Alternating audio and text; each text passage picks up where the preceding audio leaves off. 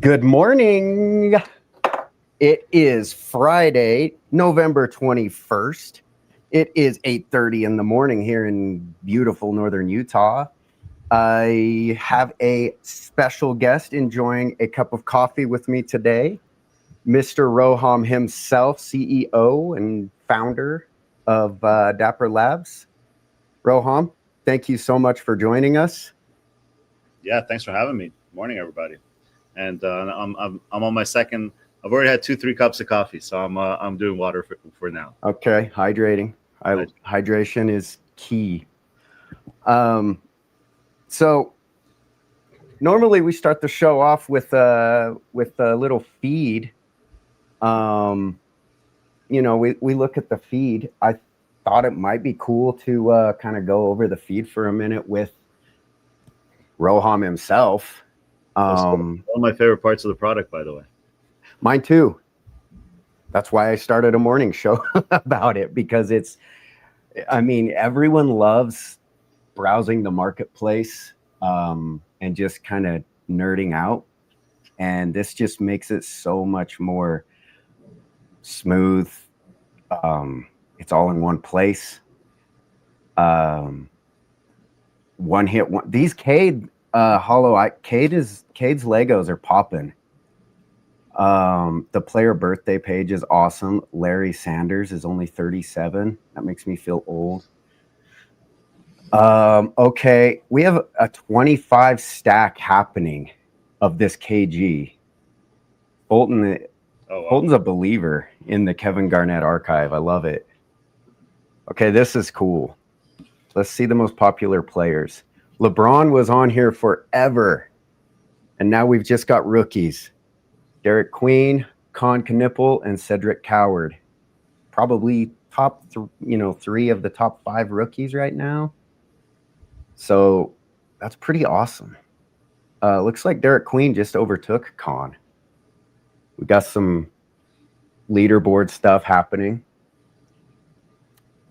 And look at that. Most popular sets are all new. I think this is the first day I've seen all 3 of these be this season sets. I could be wrong, but I'm pretty sure. We've got people still completing base set from last year. And how cool is this? When you can just hover over their profile picture and see their pinned moments, give them a follow or DM them. That's huge. That was a very debated feature, whether how useful that hover feature would be. Really? That's debated? It was a little debated, but then I think Yusuf took initiative and just built it, which I think was the right move. Yeah, I use it all the time. Just congratulating people. I mean, that's the fun of it, right? Like, I'll just DM people all the time and just say, congrats on completing that set. That's awesome. And people obviously reply. They're stoked. Okay, Nizzle loves the Marbury run-it back. The run-it backs are tough. I'm excited this year, Roham. We've got run-it backs coming in season. Like in season, not in the summer. Yeah, but still with a great approach to scarcity and the right approach to quality control and people are gonna love it. Yeah. The Mecca Make It Rain is a regular on the feed. He grabbed a Jokic Top Shot 50. Okay, now how fun is this, man? I hope that you've done this a couple times. You just click it and re-experience their joy with them of the poll. We got a Walt Clayton and a #1 Desmond Bane fresh threads. That's amazing. That's a good poll. Yeah, hell of a poll. Base sets completed for MX Matthew. Dharma Gardner. Man, Dharma Gardner has been grinding on the rookies. 25 of the Colin Murray Boyles. Look at that. I got it done yesterday. 30 out of 30 right there. I love how it shows your stat, where you're at. Oh my goodness. It's like I'm in Las Vegas. 2550. Ooh, the Steph from the top debut. That's one of the best moments on Top Shot. That's a really good buy. Check this out. I actually wanted to talk to you about this. Kind of a perfect segue. Steph's debut. So this is S1, obviously. It's 5 years ago, and the moments, the highlights were great. I just want to point out, pretty standard. Like the highlight itself is awesome. The curation, perfect, but it is hilarious when you compare S1 to what we already have. So this is my Walt Clayton, the blockchain parallel, and I am interacting with this thing. I don't think people like a lot of people. I don't think even take the time to do this, but it's even better in app. It's insane. You've got to be pretty freaking impressed with the product team and how fast. I mean, look at that. Look at that compared to just 5 years ago. No shade. That moment's amazing, but the technology, come on. It's evolving, but I just think we're not even scratching the surface of what will be possible maybe in the next 5 years, right? Especially when you have sort of more immersive devices, like let's say a Vision Pro plus plus or a Meta Glasses plus plus, and then you're interacting with these things in the real world, but they're much more dynamic than any physical object could be. That's when I'll be over the moon. This stuff, I wish we had this on day one. The interactivity and the sort of the 3D object being in your hands rather than the video or the pictures. And then the additional thing is all of this is going to be fully on chain, where fully decentralized, fully in the control of the collectors, which was, in my opinion, the most legitimate criticism physical collectors had of NFTs, which is, hey, it's I can't, if the provider goes away or even if the NBA goes away, do I still have my thing? Which is the case with any physical object. And here for the first time in any licensed IP collectibles, we are sort of guaranteeing that and partner with the NBA to make sure it's built right from the ground up. So I think we're still scratching the surface and we're still building, still working hard on making this part of the product the most rock solid experience, as well as the most delightful experience, as well as the most rock solid experience. Yeah. I mean, you really feel like, I mean, I'll just speak for myself. Like when I am in the marketplace now and I am looking at parallels, and when I buy one, I do feel like I just bought something more significant. Right. And I mean, that's all. I mean, you can't really replicate that in cards. And I know, I come from cards. Like Top Shot was my first NFT. It's still the only NFT that I have. But, I find myself trying to explain blockchain technology and why NFTs to people in card shops or at like NBA games all the time. What like, do you have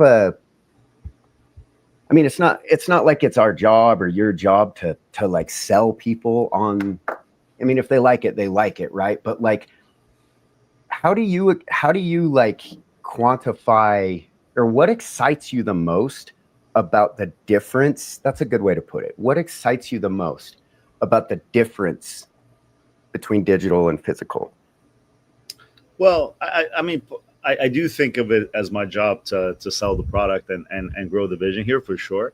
And yourself as a team ambassador and key key community leader as well. But the history of digital products is that sometimes you don't convince everybody to join. You just convince the new wave of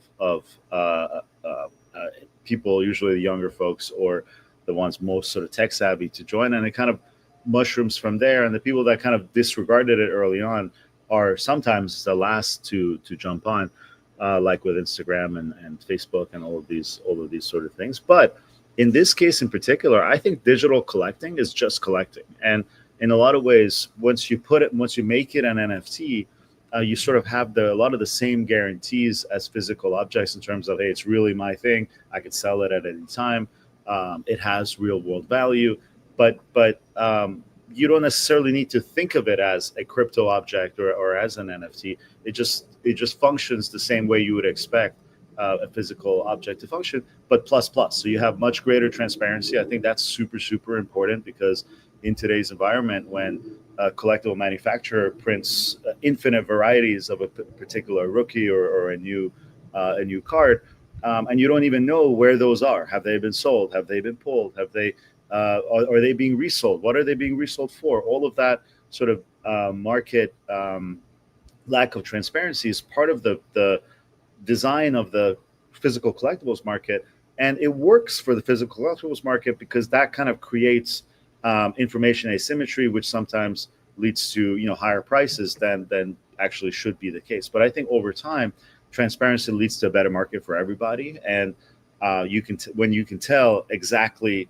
how many of a given thing are going to be in existence, where they sit, what they've sold for, where they've sold, who they've sold to, and you can kind of track the history of a particular object and all of the objects of that category. So every single Wemby rookie card, you can see exactly where they are, who they're with, what else that person's done with their collection.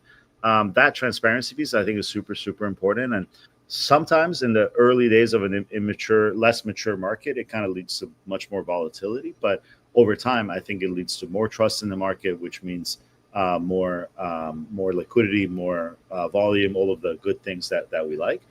But then the flip side of like transparency is that social nature. Like, we were scrolling through a feed of things that real collectors have done with their real collectibles. That's not possible in the physical world. I mean, you can go to a show and you can talk to people about what they've done. You can't be sure they did those things. But here, everyone's profile is actually out there for everyone to see.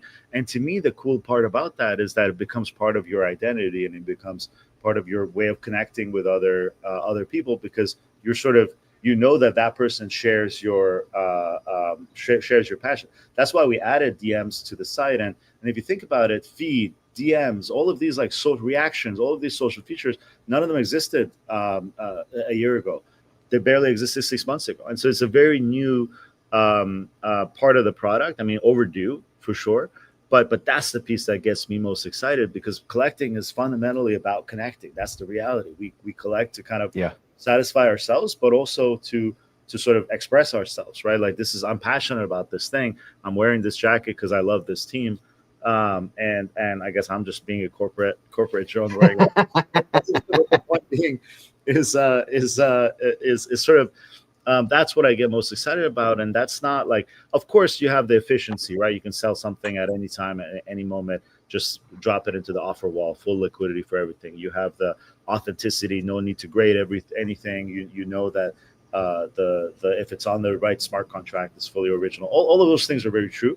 But that transparency and the social kind of dynamics it enables, that's what kind of gets me out of bed in the morning.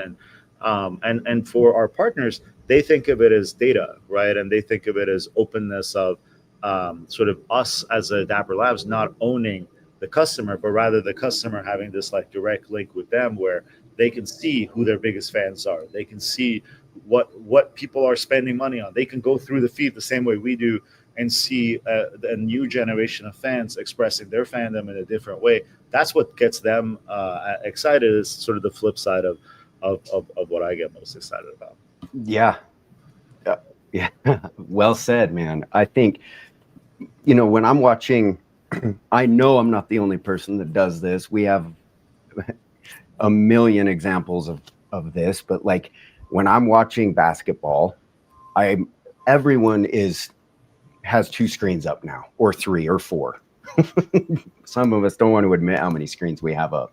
But when I'm watching basketball, I'm browsing Top Shot. Like, it's a way for people, collectors, to connect, obviously with friends, yeah, but like you said, like their identity. Like, I love the Jazz, I love NBA, I love the Seattle Mariners, and during baseball season, I'm browsing eBay, like looking at cards during games and sending screenshots to people. And the thing that excites me about the future, I guess, well, there's a lot of things that excite me, but the amount of data, like you were just talking about, that NBA teams, you're already seeing it with NFL all day with the ticket emails that go out to fans that attended certain games. They're getting emails from NFL all day. But, I know for a fact that there are NBA teams that are in talks with Top Shot about different partnerships that could happen, and how valuable the data is, that, like you're just talking about. Like, hey, Ryan Smith, owner of the Jazz, do you want to know who spends the most money on Lauri Markkanen moments? Or, hey, Lauri Markkanen's agent, like,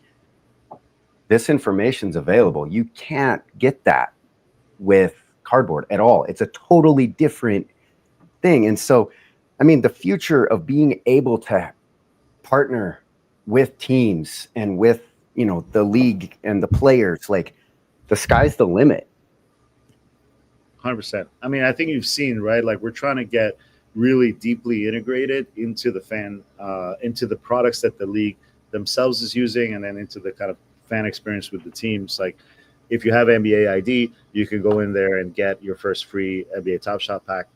The same way as on Disney Plus, you can go in and get your first Disney Pinnacle packs. And so we're trying to get really deeply integrated into sort of the digital fan experience of our partners, because we want to be where the fans are.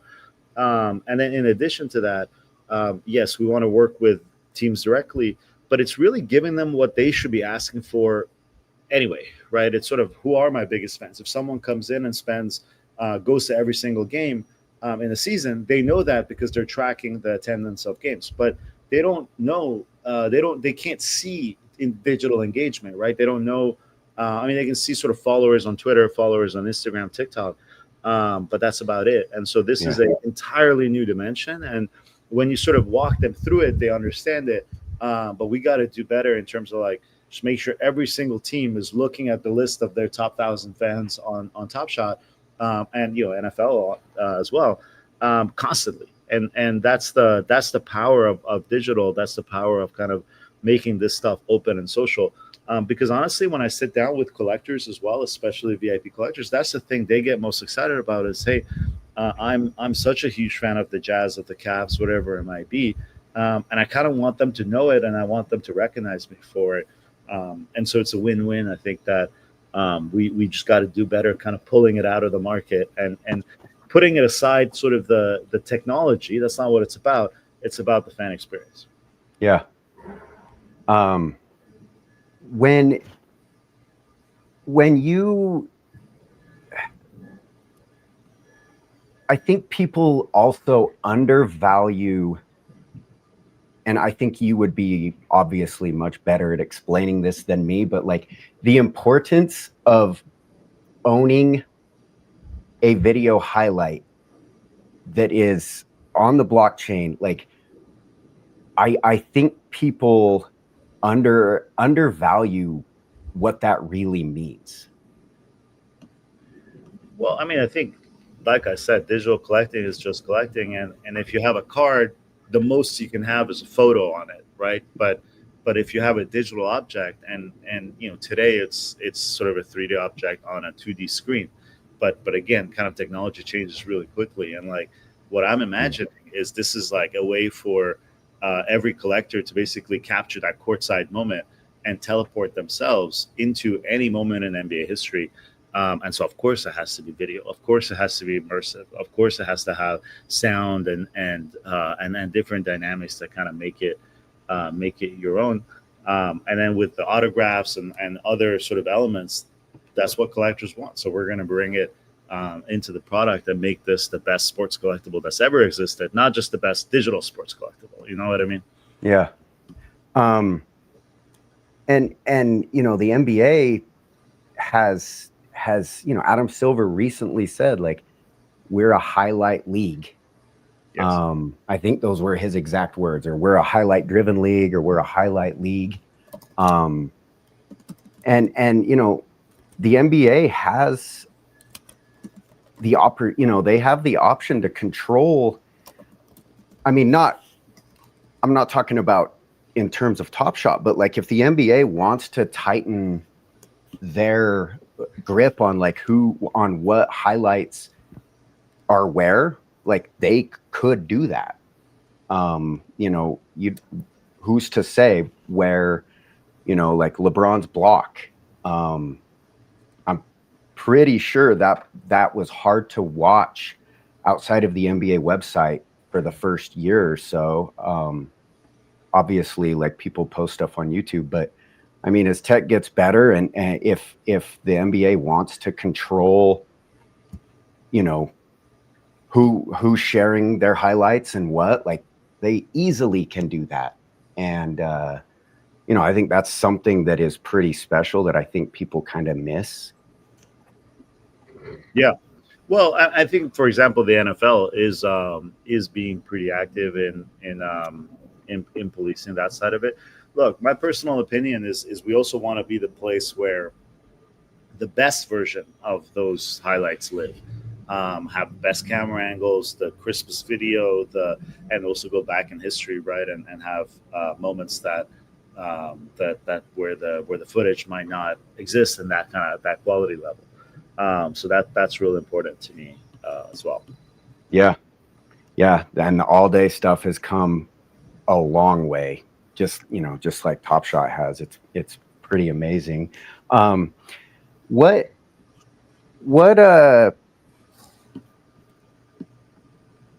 What do you see, like, I don't know if it's kind of a abstract, I don't know how to word it even very well, but like utility in the future, it's like another totally untapped, like that's got to get you excited, like thinking about utility combined with your collectible. Yeah, I mean, what kind of utilities get you excited? There's obviously kind of the game play that you know, NFL has a bunch of different game modes. NBA has fast break, and people love that. But there's the social aspect. There's the rewards in the real world, being recognized by your favorite team, potentially by your favorite athlete as well. But what gets you excited? Yeah, for me, it's the in real, like the IRL stuff. Like, best example. People think I'm crazy because I'm wearing it, but this is my this is a game worn Larry Markkinen warm up. It's a little big on me. I'm not 7 feet tall, but I'm rocking it because, and to be fair, another jazz collector gifted this to me. But to know that, you know, when I walk around and tell people, when I tell people like, yeah, this was Larry Markkinen's, they're like, what? How did you get that? And I'm like, oh, through NBA Top Shot. And I mean, that's just one little tiny thing that you can gain. And, you know, like I see a future where I think about, you know, I think we're a few years away from this, but like arena, like geo-locked specific moments, or maybe they're not even moments, but like pins, or, you know, at the Salt Lake City All-Star game, there was a basketball, like a backboard, like a JPEG that was, you know, an NFT you could scan on the court, that I still have in my Dapper wallet. Like that kind of stuff for me, like the being able to go to a game and maybe like scan something at the game, and just, yeah, the recognition for the collecting, like that's what gets me the most hyped by far. Yeah, 100%. Have you gotten your Ticketmaster, like the moment of the game, from a Ticketmaster partnership, or not yet? Not yet. I haven't, but I haven't even been to a game yet. I'm Yeah, lacking. that's the other thing, right? I mean, Adam taught us about this too, which is some people are religious about going to games, but some fans are religious about the game, but without actually going to a lot of arenas. I mean, I know you go all the time, but a lot of fans these days are kind of consuming the NBA through highlights, not just Yep. not actually through watching full games. Yep. We have a lot of ADD, and also like the way that the game is presented on TV. And like, you were just talking about this a minute ago with the VR. Like, I was watching, I forget which game it was. I think it was 2 nights ago on, there's so many streaming services now. I can't remember which one it was, but one of the, during halftime, one of the hosts puts on a damn VR headset right there, like on this, on the halftime show. He puts the VR headset on it and he breaks down this like this play through virtual reality. And I mean, if that doesn't kind of show you where the future, that the future is online and digital, like, I don't know what would. If you remember the name of the segment, shoot it to me. I'm curious. I will. I think I think I know it, but I'm not going to start rambling on here. But can you maybe also help me or talk to me a little bit about Flow as a whole? Like, you have, another thing that I will tell people when I'm explaining Top Shot to, because people have no idea how early we are. People are chronically online, and there's a lot of people that have no clue how early we still are, because it doesn't feel early to them because they're so chronically online. But when I go to a card shop and they still don't know what Top Shot is, and that excites me, because as soon as you explain it, most of the time people get it. But when I can tell people, oh no, like, yeah, Dapper, they partner with Disney, they partner with the NBA, with the NFL, like, you got to be pretty excited about that. How do you like explain the Flow ecosystem to people that are like me? Well, you're at this point an OG, man.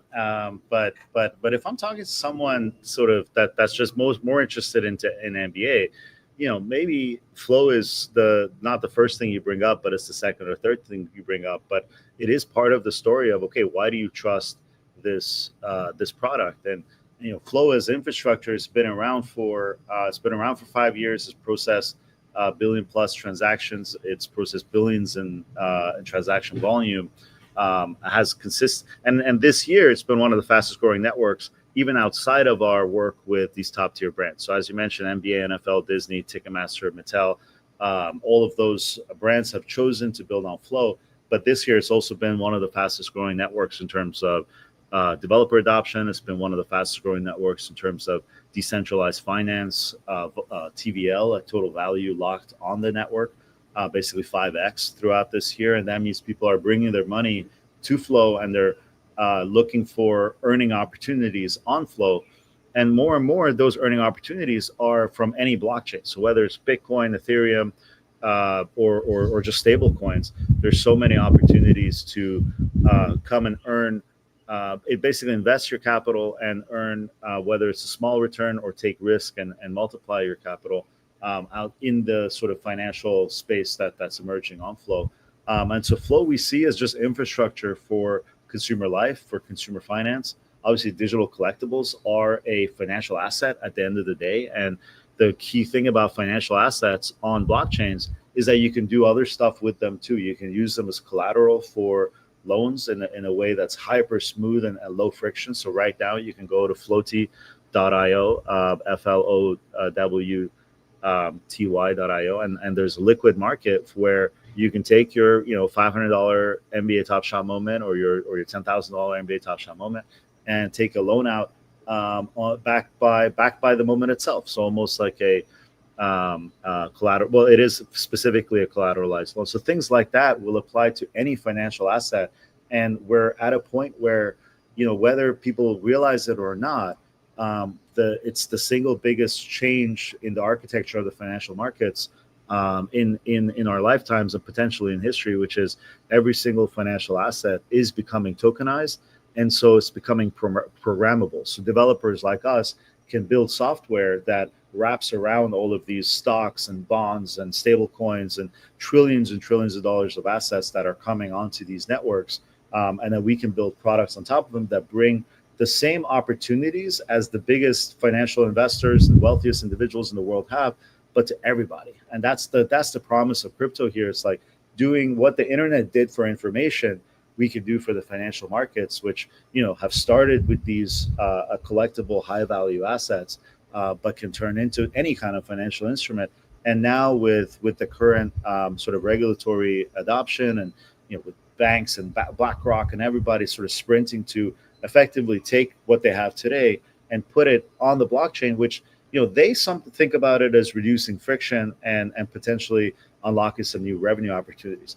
But as a developer, what it means is all of these products just become basically objects that I can program and build software that is hopefully as easy to use as NBA Top Shot, but kind of brings the most advanced and exciting financial opportunities and makes them available to everybody. And that's sort of a new phase of our business, which is also taking even our products like NBA Top Shot and asking, well, how can these add value to their collectors? How can we make sure we have as aligned incentives as possible with our collectors? Rather than trying to make money from you, how do we make money together, and how do we grow the pie rather than sort of treating it as a financial transaction? It's more of a value building and sort of world building exercise. That's the promise of crypto. And I think even since adopting that mindset, this season has been one of our most exciting seasons ever. And we've come out and we've said, hey, we're going to lead with scarcity. We're going to think about the collectors first. We're going to align our incentives with you guys, and we're going to basically build together. And Flow lets us do that because if Top Shot is successful, it adds value to the wider network. It brings more developers, brings more partners. And so like one sort of unit of customer happiness here can turn into $10 out here, rather than us trying to kind of take dollars out of the system on a consistent basis. So that's the long version of how this whole connects together, and it's all because of open infrastructure that anybody can build on, everybody can trust, and nobody can walk off the street and sort of pervert or modify. Yeah. The question, I don't know if you have like a dream partnership with Flow, but I would be curious what that would be that you don't already have. Well, that's another thing. We haven't talked about this much externally, but we, over the last few years, because of the regulatory environment around crypto, have been forced to kind of operate Flow and Dapper very separately. And so it's almost been like two sort of estranged siblings in a way. But for the last sort of year or so, 10 months, we've been working very closely with the folks on the Flow team. And we're basically trying to operate as one, trying to add value to our collectors, trying to add value to our token holders, and build these products that are sort of crisscrossing between the power of crypto as well as what consumer life needs to be and what consumer life is evolving to become, which, by the way, includes as much AI as it does crypto, but kind of asks this question of, well, the new generation, or even, probably your listeners, you don't want to spend time on gaming and entertainment in a way that just wastes your time and money. You want to put your passions and your time towards something that you have something left, you're left with something at the end of it, not just wasted time and wasted money. And I think that mindset kind of percolates through everything.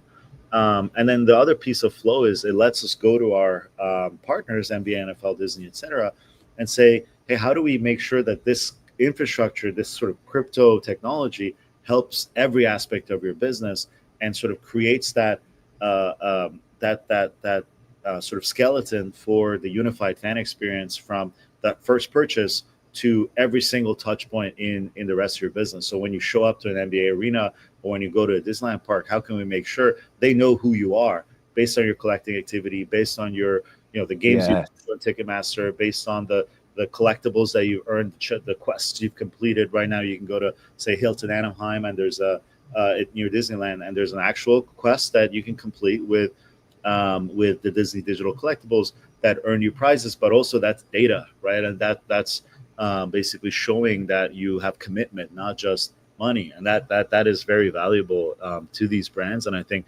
that's the future of authenticity. It's your skin in the game, proving that you've done a certain thing, proving that you were first, proving that you were first to care. And so that kind of infrastructure is not just about um, it's not just about one product, but it's about kind of carrying it through all the rest of the products. Yeah. I love it. Do you have any I mean, of course you have goals, but I mean, where would you like to see Top Shot specific? Maybe we'll talk Top Shot, Pinnacle, and All Day kind of in a group here. Like in Sure. 5 years from now, I mean, we'll stream again in 5 years, and I'll do another funny flashback where we look at a moment from today and a moment then, but not just the moments, but like where do you see Dapper, these collectibles in 5 years?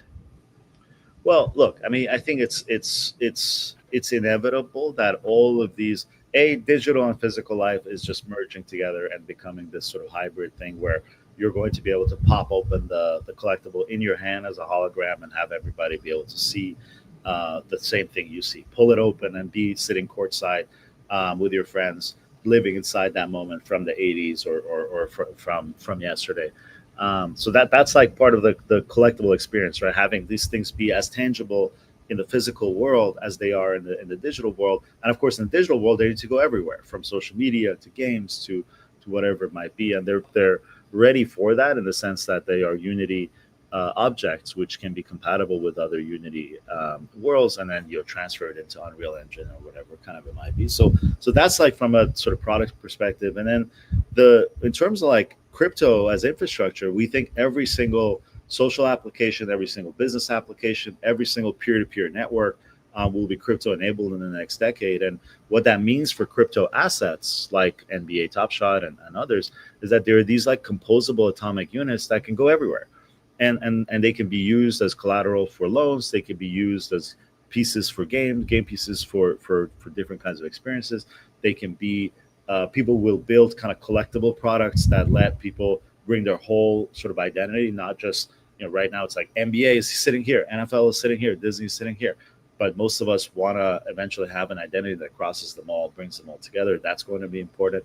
Every single creator will have their own coin and their own collectibles and their own collectible economy, maybe their own prediction markets, their own Yeah. ways to kind of like generate value for their fans. And every single athlete will have a direct stake in the future of their economies, right? And the new athletes will, I think, understand it better than most, that this is your sort of you're nurturing a community here that's much more meaningful than your followers on Twitter or your followers on TikTok. These are your co-owners. These are people that kind of backed you from the beginning. They believe in you from the beginning. So I think that's really exciting. And like I said earlier, the world we live in today is everyone needs money, but opportunities to make money are so exclusionary and only available to the people that already have money. And we I think are entering into a sort of phase of the world where it's going to actually be difficult to make money in the normal way that maybe I was raised, right? Make 10% year over year, invest in S&P 500, that kind of go get promoted in your job, etc. And I think that we need to build financial products that are inclusive and bring the same opportunities that are available to the wealthiest individuals to everybody. A bank won't even talk to you if you don't have $100 that you can make them in terms of revenue. But if everything is open, transparent, permissionless on a blockchain, the smart contract doesn't care whether you have $100 or $100 million.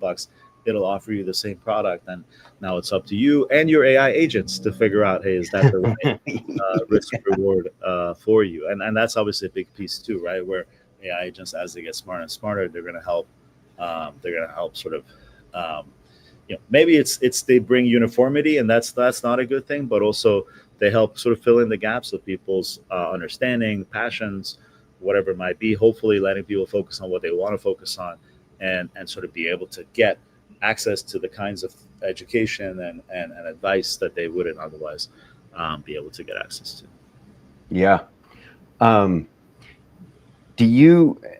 I know we're going over on time. We'll wrap up in just a moment. Do you see kind of a more NFL, NBA type question, but we're seeing quicker turnaround.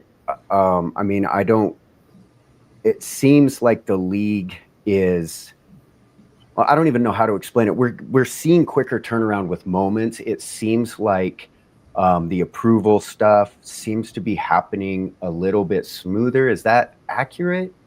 And do you think that will continue to get smoother? Absolutely. I mean, look, like we went from a world where it would take us days to even be able to talk about something, to we can mint a moment and make it available to collectors within minutes, and then fill in the video, audio, all of these things within hours. Maybe like 24, 48 hours sometimes, but that's getting faster and faster. And I think we want to get to the point where, look, it's a tension, right? Like on the one hand, if things are slower, then that means quality bar can be higher in the sense of, we don't have to mint every single dunk, but we can kind of wait and mint the best dunk. But I think for a lot of things, especially for sort of smaller mint sizes, or even things that are deflationary, like you see a amazing Luka dunk that just happens, you should be able to pop open your NBA Top Shot app, and maybe there's trading going on right then and there to be the first to get the access to that moment.